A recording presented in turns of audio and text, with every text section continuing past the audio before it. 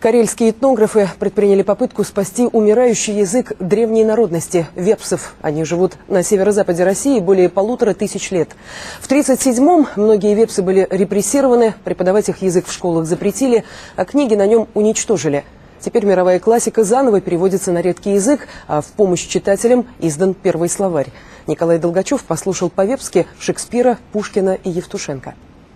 Своеобразные санки-самокаты, которые здесь называют финки, добавляют колорита в размеренную жизнь вепской деревни. Предметы традиционного быта легче найти в этнографическом музее, чем у кого-то дома. И на родном языке говорят редко. С появлением собственной литературы все может измениться. Теперь на вепском есть и Новый Завет, и даже стихи Евтушенко изданы в переводе.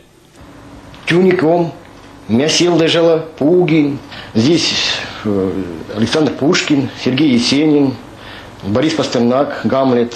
Кстати, мой любимый перевод. Николай Абрамов, самый известный в своей национальной среде поэт, переводил самостоятельно.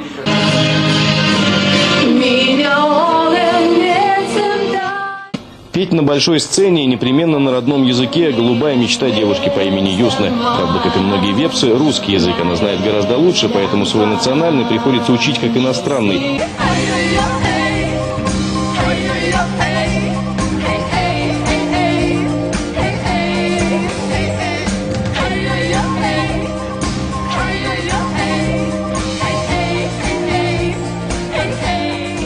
Неутешительно. Каждые 10 лет их становится почти вдвое меньше. А таких достаточно больших поселков, где они составляют большую часть населения, в Карелии осталось всего-то два – Шолтозеро и Рыбрика. Поэтому кажущиеся кому-то наивными попытки практически с нуля создать литературу на вепском языке для них, возможно, единственный способ спастись от полного исчезновения.